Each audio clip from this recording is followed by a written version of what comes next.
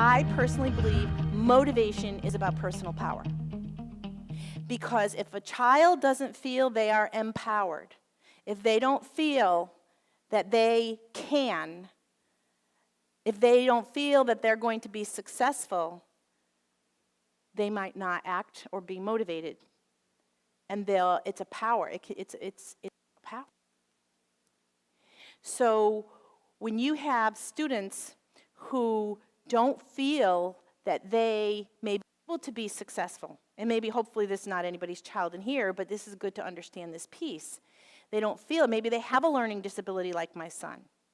That's why my son, I believe, was successful, because I never bought into the, oh, you've got a disability, so therefore you can't. I said, oh, you learn differently.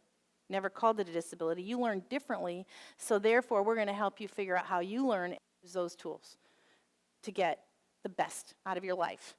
And when kids don't have that message, then they begin to feel like failure at sometimes by kindergarten, they're feeling that way. And sadly, with the way our educational system is going with all the testing and they see their F's and their failures right off, it can be really discouraging, right, starting in kindergarten and first grade. So one of the things we know about people who feel like they can't be successful is they believe that's their destiny, and then there's nothing more I can do about it. An example of that was a child that I had, who was 15, 16 years old, who, by all appearances at the high school, this student looked like any other tough kid. He'd learned how to do the swag. He learned how to have the look. Because I was his special education case manager, I knew that his language ability was at about a 5 or a 6-year-old. Other skills were higher, but his ability to really understand spoken word and language was at about 5 or 6 years old in many ways.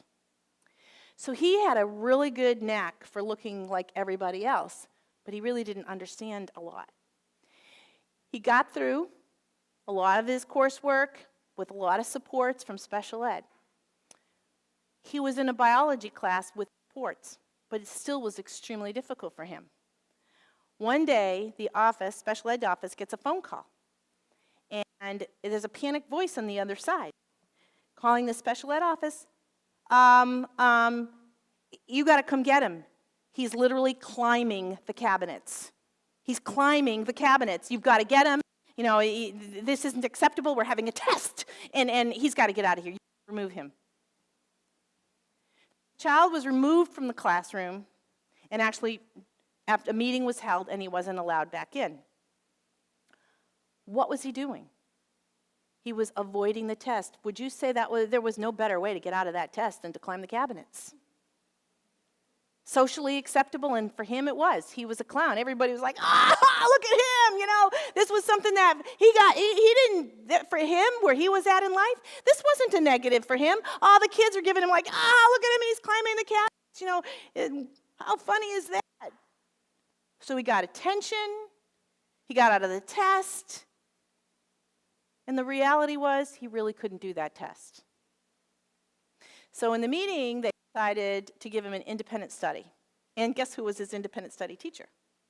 Because I taught the sciences. And what was amazing to me is when I took that same coursework and was able to teach him in a way that he learned, he was a perfect student. But I had to do it orally. I had to do it in language he understood, but he still was learning biology. So when we look at, was that child motivated? He was motivated to get out of that room, and he sure did.